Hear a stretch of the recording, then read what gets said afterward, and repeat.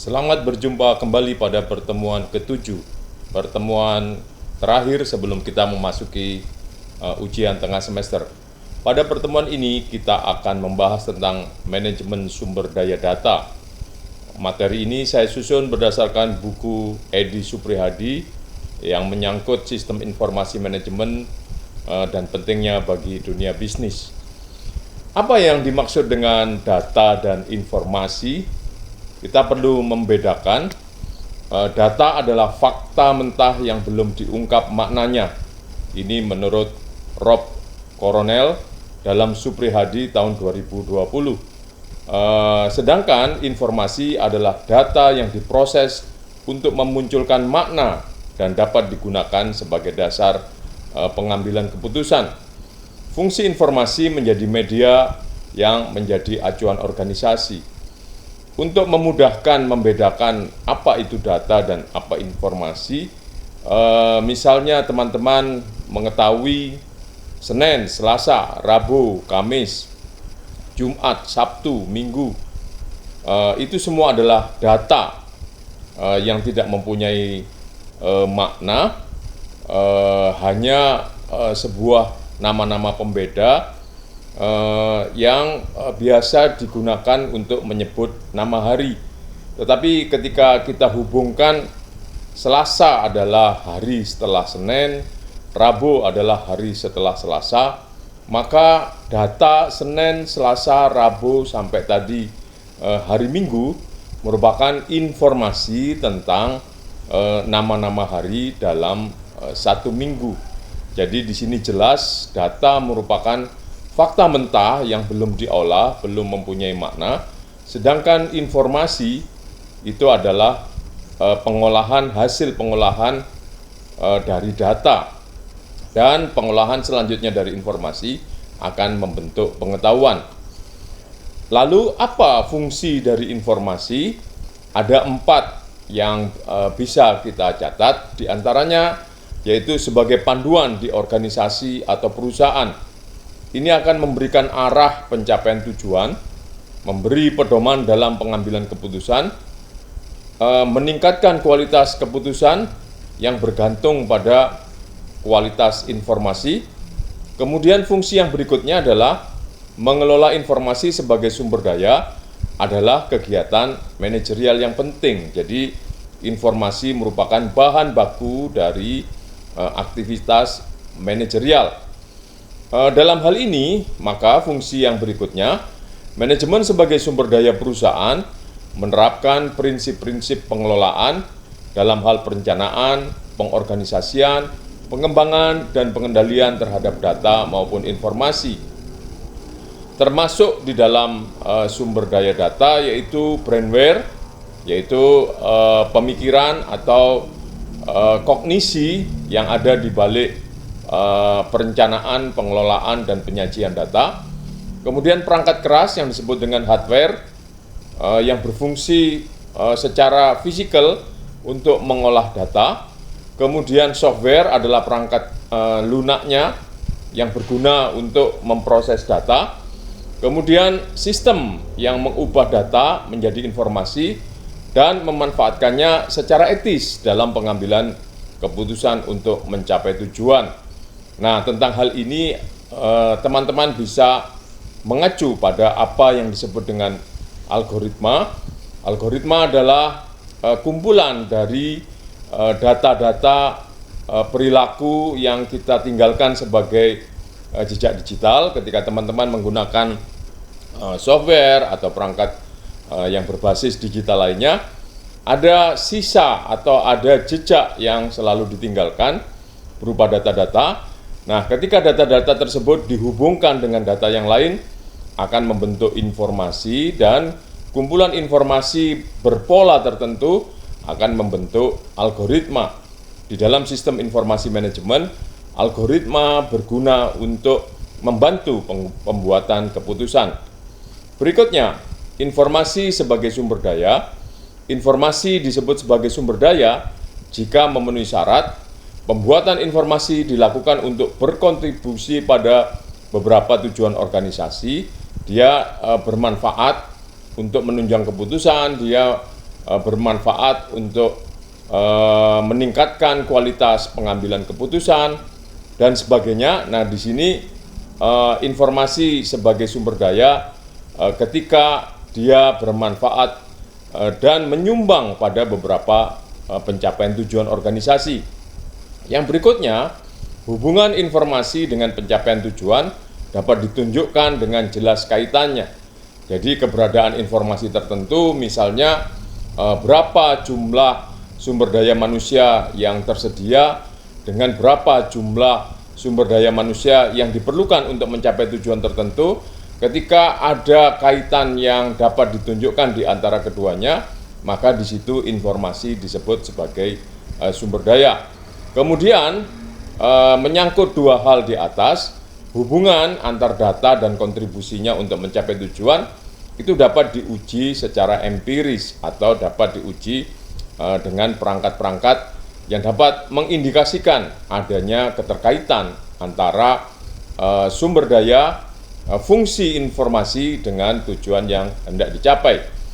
Informasi sebagai sumber daya yang memiliki nilai ekonomi disebut sebagai komoditas. Hari ini mungkin teman-teman sudah sering mendengar bahwa informasi merupakan barang tambang baru. Dia menggantikan kedudukannya atau paling tidak setara dengan barang-barang tambang seperti minyak atau barang tambang yang berharga lainnya. Disebut sebagai barang tambang karena informasi mempunyai nilai yang tinggi, dapat diperjualbelikan, dapat memberikan keuntungan, dan sebaliknya juga dapat menimbulkan kerugian bagi pihak yang diambil informasinya. Nah, itulah yang disebut sebagai informasi merupakan sumber daya yang memiliki nilai ekonomi yang disebut juga sebagai komoditas. Pada posisi ini informasi dapat diperjualbelikan.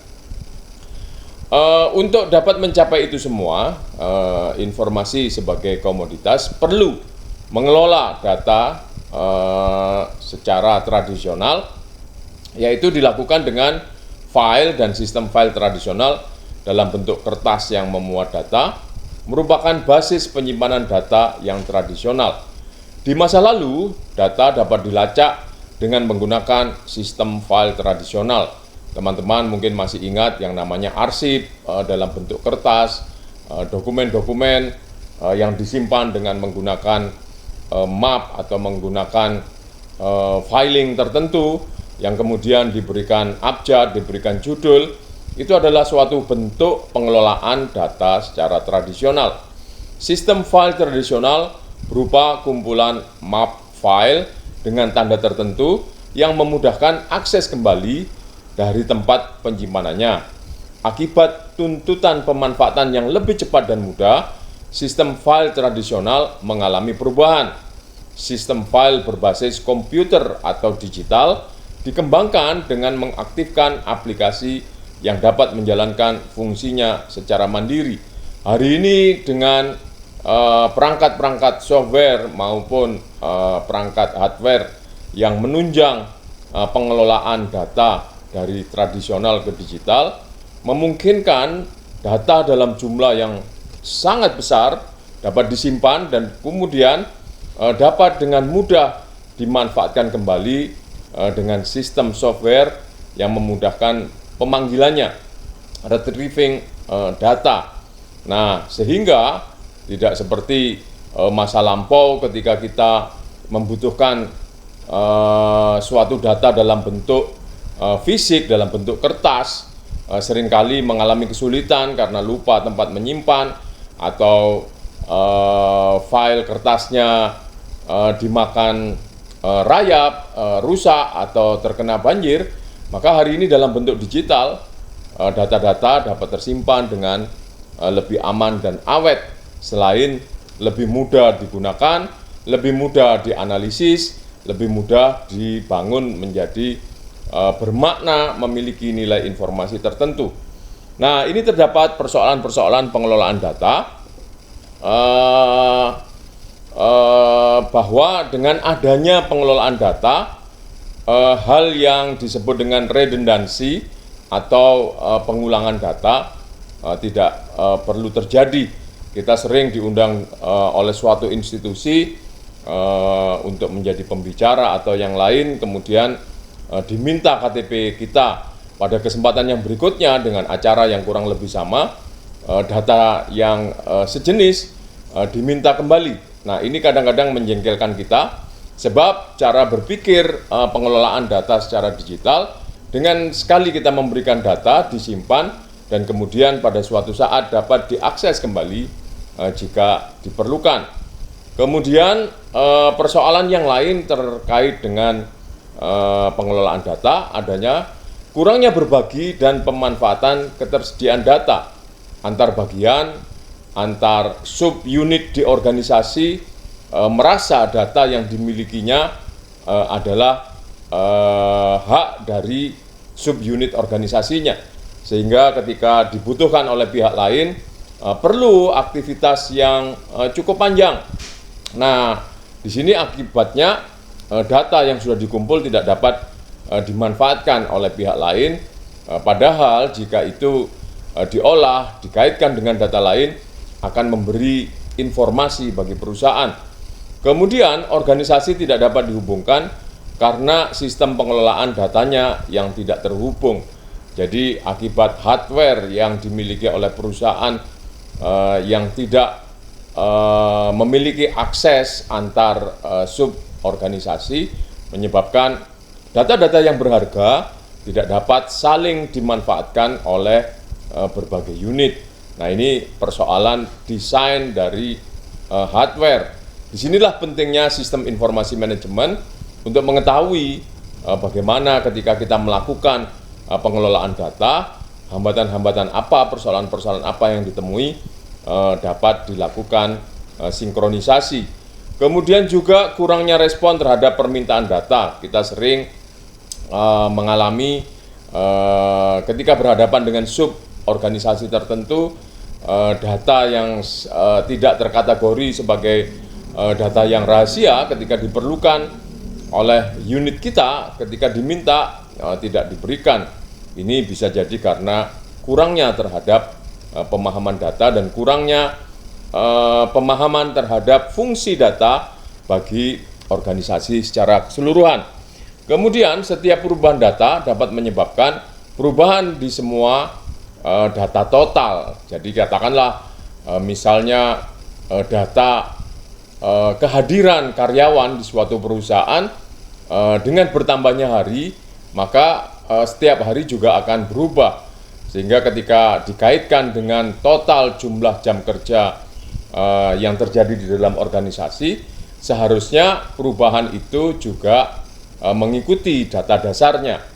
Nah, kadangkala ketika itu tidak tersinkronisasi antara data dasar dengan data total, itu tidak terjadi perubahan, tidak terjadi penyesuaian. Nah, ini akibatnya data sulit untuk digunakan, sulit untuk dipercaya. Kemudian persoalan pengelolaan data yang lain adalah kepemilikan data yang tersebar.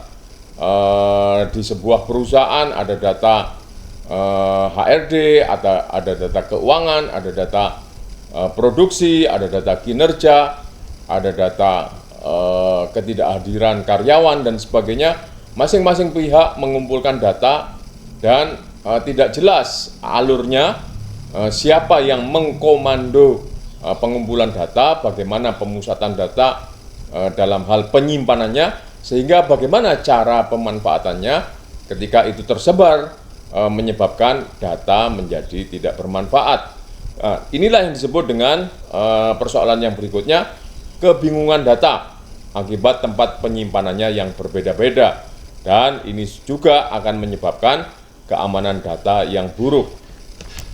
Nah, terkait sumber daya data, kita perlu menggarisbawahi betapa pentingnya data ini. Data merupakan bahan baku utama di dalam sistem informasi, dan seperti yang saya sampaikan tadi, antar informasi yang satu dengan informasi yang lain itu saling terhubung dan membentuk pengetahuan. Dalam sistem informasi, data terus dikembangkan agar dapat dikelola dengan baik. dalam hal distribusi data yang makin banyak, maka diperlukan manajemen yang makin baik dalam hal penyimpanan dan distribusi data. Digitalisasi memungkinkan pengelolaan data dapat dilakukan pada berbagai jenis data, teks, suara, gambar, maupun kombinasinya. Untuk keperluan tersebut, kita perkenalkan dengan yang namanya Database Management System dan urgensinya.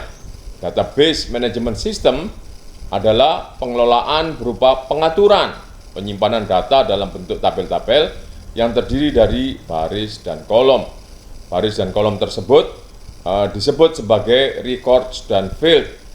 Database adalah kumpulan data yang terintegrasi. Kumpulan data ini disusun untuk melayani banyak aplikasi secara efisien dengan memusatkan data dan meminimalkan data yang berlebihan. Sistem adalah sekelompok komponen yang independen, tetapi berinteraksi saling terkait untuk mencapai tujuan tertentu. Sistem basis data adalah kumpulan data yang diorganisasi melalui proses konversi terstruktur untuk menghasilkan output yang diperlukan. Aplikasinya berupa organisasi data itu sendiri, perangkat keras tempat penyimpanan data, perangkat lunak yang mengontrol penyimpanan dan pengambilan data serta penggunaannya. Keunggulan sistem basis data, redundansi tadi, duplikasi dapat dikurangi, inkonsistensi, data-data yang memiliki bentuk-bentuk yang berbeda-beda atau indikator yang berbeda-beda dapat dikurangi. Dengan adanya sistem basis data juga, data dapat dibagikan dengan standar tertentu yang ditegakkan. Kemudian pembatasan penggunaan data atau keamanan pemanfaatan data bagi pihak yang tidak memerlukan dapat diterapkan, sehingga integritas data dapat dipertahankan dan persyaratan yang saling bertentangan dapat dicegah. Nah, itulah inti dari database management system. Terdapat cara yang baik dalam pengelolaan data. DBMS membantu membuat manajemen data menjadi efisien dan efektif. Dapat diberi instruksi atau diprogram sehingga memungkinkan dihasilkan jawaban yang cepat atas permintaan data maupun informasi. Hari ini ketika kita menikmati pencarian di Google atau perangkat pencarian yang lain, perolehan terhadap apa yang kita cari bisa kurang dari 1 detik dengan jawaban yang begitu beragam. Ini akibat peran dari database management system. Bagaimana data-data yang terpencar dari seluruh dunia, data-data yang memiliki variasi dapat distandarkan. Kemudian ketika ada suatu pertanyaan tertentu dengan bahasa tertentu, dapat disajikan jawaban sesuai dengan harapan permintaan data. Ini juga ditunjang oleh adanya feature multi-akses, sehingga DBMS dapat memberikan akses data dalam skala luas, dapat diakses dari seluruh dunia dengan berbagai macam bahasa, dengan sebaran waktu yang berbeda-beda.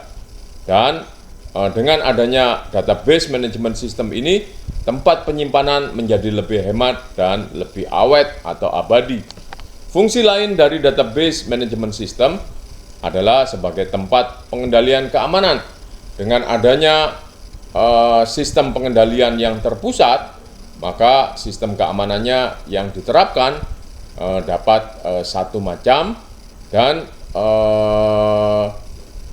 kita dapat mengetahui perkembangan dari ancaman-ancaman terhadap keamanan yang terjadi pada database management system.